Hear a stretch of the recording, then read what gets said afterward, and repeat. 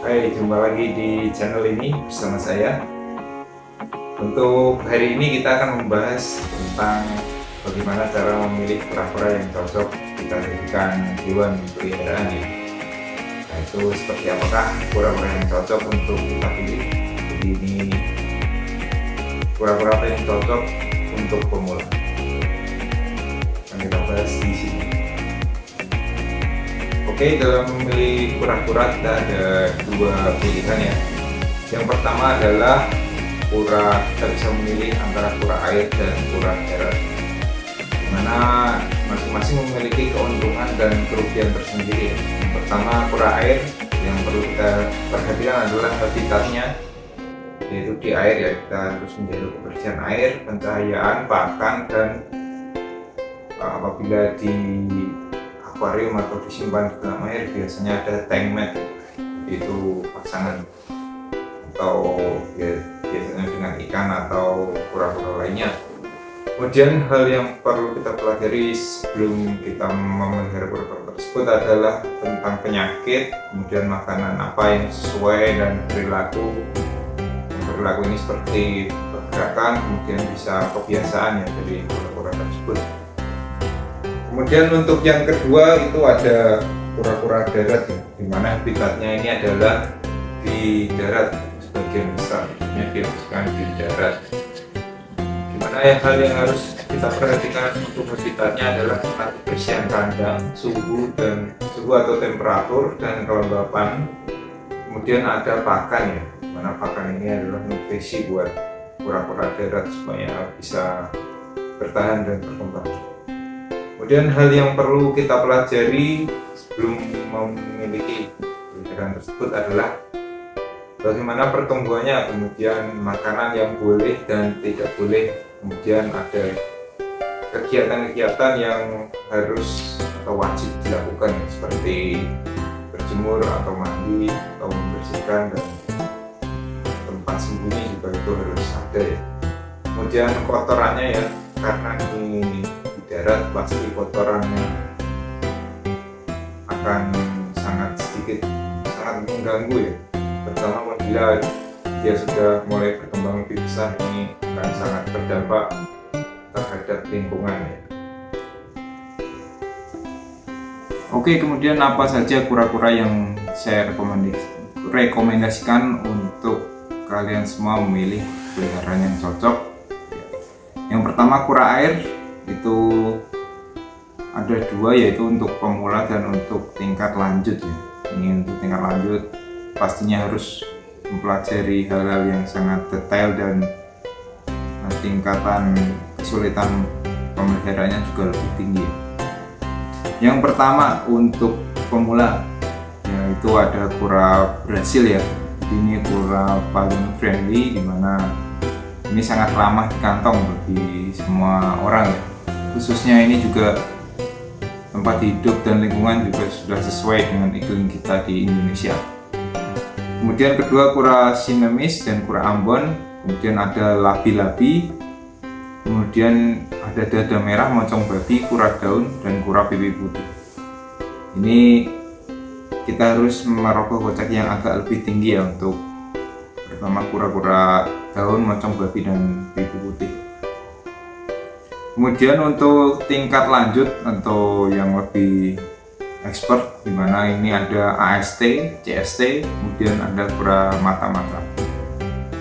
Dimana kura ini adalah kura predator ya, atau pemakan karnivora ya. Jadi apabila kita memasukkan di tangki akuarium atau tempat yang cocok untuk memelihara dia, itu harus tidak dibutuhkan tank mat, atau dia harus sendiri ya, karena kura ini bisa menyerang sesamanya, bahkan bisa membunuh sesamanya juga, atau tank mat yang ada di sekitarnya dia. Kemudian untuk sifatnya, AST itu dia tidak begitu agresif ya, karena dia punya spesialis di lidahnya itu untuk memancing mangsanya ya, ini termasuk predator. Kemudian untuk CST itu juga, kalau untuk CST ini berlawanan dengan AST, dia cukup agresif, dia bisa menyerang mangsanya ya.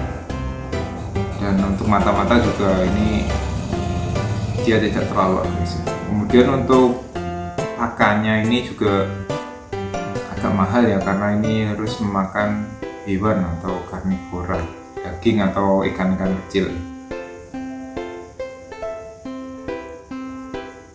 Oke, jadi untuk yang tingkat pemula disarankan untuk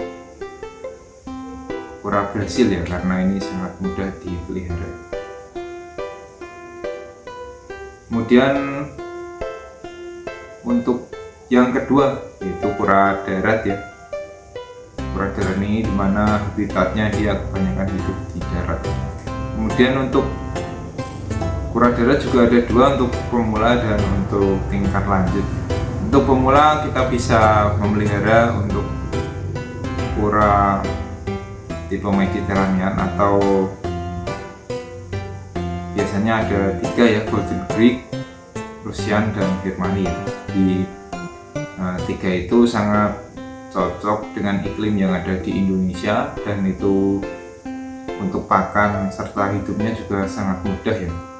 Kemudian untuk perawatan juga tidak terlalu sulit karena ukurannya yang tidak terlalu besar. Apabila dewasa itu dia hanya bisa mencapai 20-25 cm.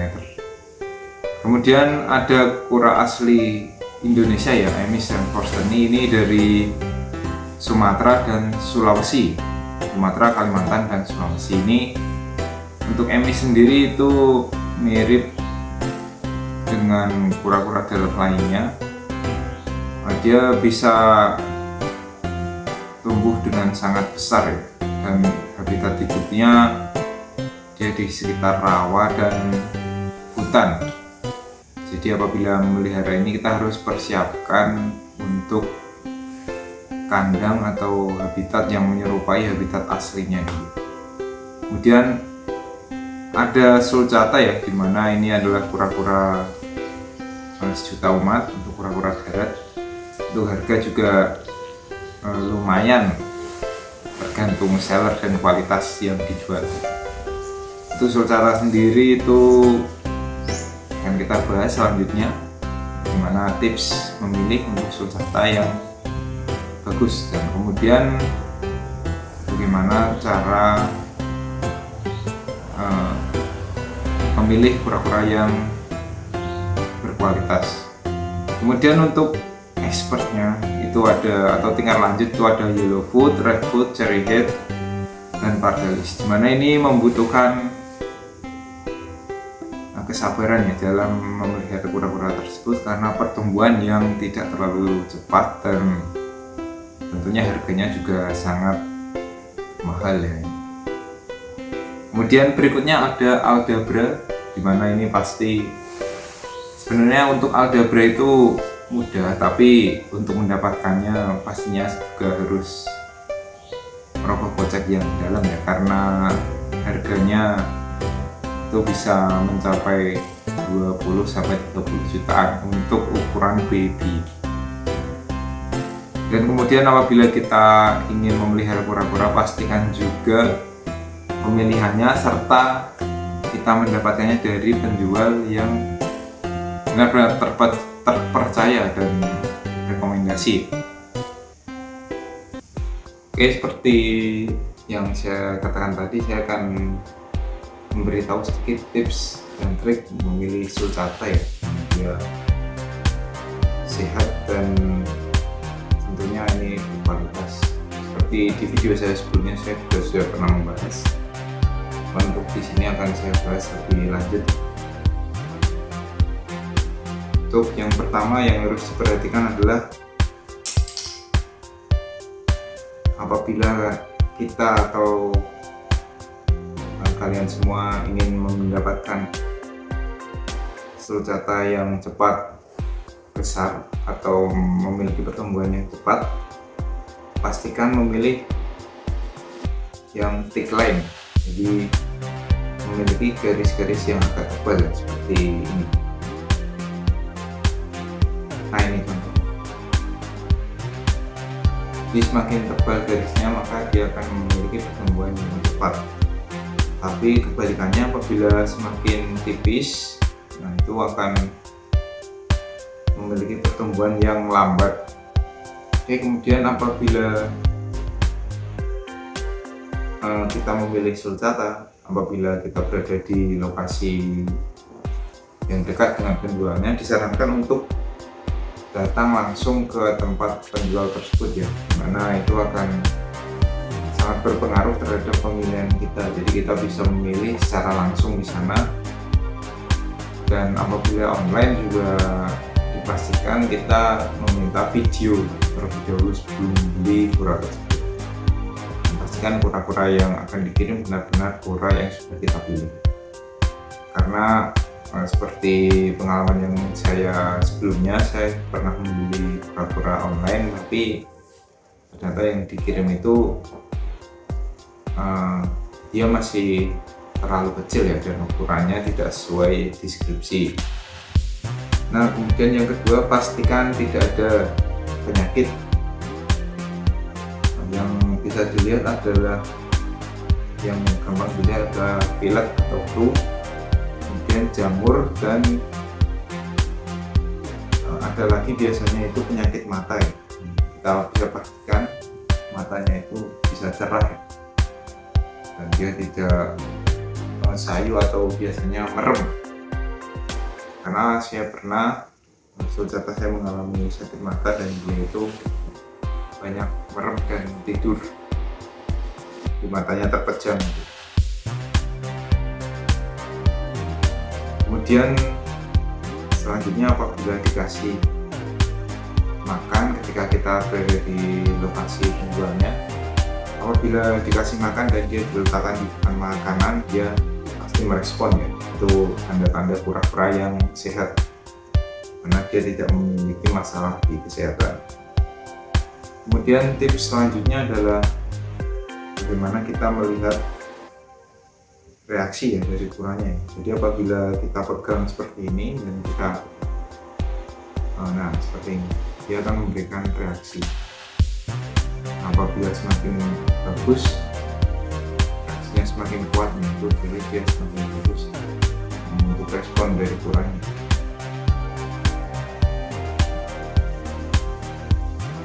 Kemudian untuk ukuran juga kita perlu perhatikan ya. Jadi apabila dia sudah 6 sampai 10 cm, nah itu sudah termasuk aman untuk kita pelihara dalam jangka waktu yang lama.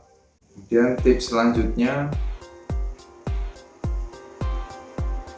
ada lagi, apabila terdapat jamur di kulit atau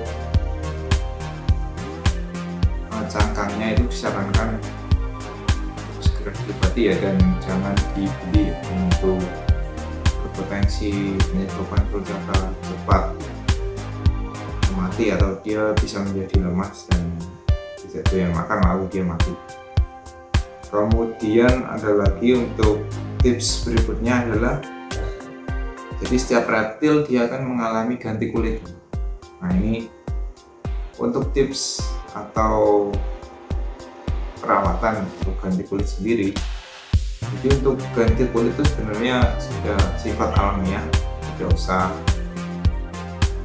kita perlakukan khusus, sebenarnya juga tidak apa-apa. Tetapi akan lebih baik jika kita, apabila ada kulit yang sudah mati atau terkupat, itu kita bantu untuk membersihkan, karena bisa aja dia berpotensi masuk ke dalam mata.